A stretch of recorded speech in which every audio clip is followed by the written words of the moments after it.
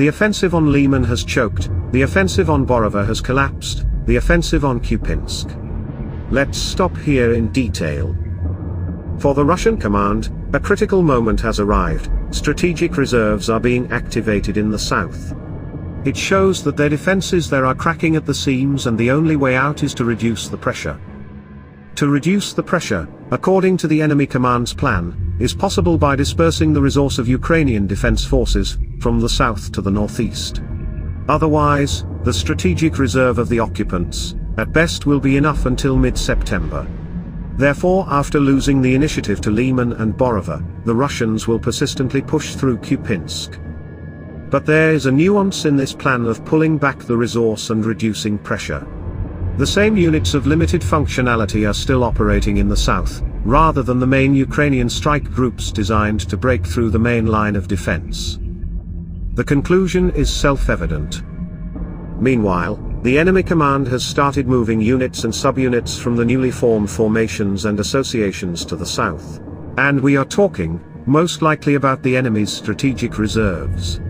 Namely the combined arms armies of the central and southern military districts of Russia, which the enemy has formed as part of his declared increase in the size of his armed forces. It becomes clear that the enemy has quite actively started the deployment of the second operational echelon of troops in the defense zone of its group of troops Dnepr. Moreover, he has engaged a strategic reserve for this purpose. Such a decision of Russia's top military command is not accidental or poorly reasoned. It is in fact forced. After all, it is obvious that strategic reserves are put into action only in two cases: when they are preparing a large-scale offensive, or when it has to be done out of extreme necessity because somewhere begins to crack and tear.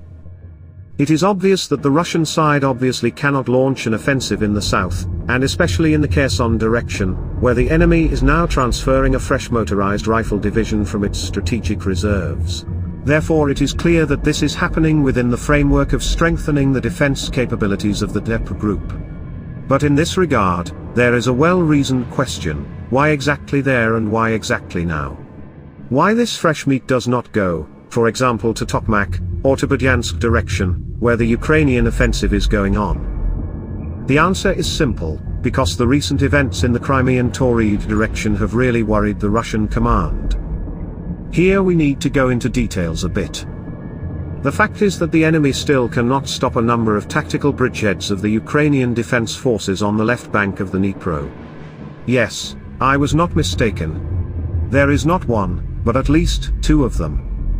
For example, during the previous few days, the enemy tried at least 3 times to attack some hard-to-define positions of the Afu west of Kozachi-Laheri settlement on the occupied bank, and to no avail. In this regard, I find it hard to believe that the Russian command is so stupid that it can attack someone who is not there. Obviously, it is precisely to prevent the Ukrainian bridgeheads from expanding or connecting that these reserves are arriving. The expansion of the Ukrainian forces bridgehead on the left bank of the Dnipro towards Armyansk is a very sensitive nuisance for the enemy.